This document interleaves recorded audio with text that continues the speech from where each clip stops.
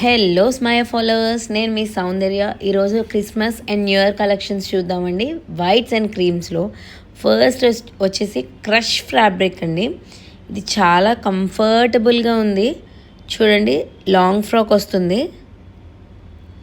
And next వచ్చేసి blue colour అండి. White polka dots with overcoat అండి పైన.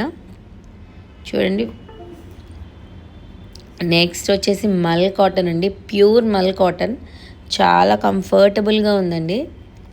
Party wear, full party wear. చూడండి ఎంత బాగుందో.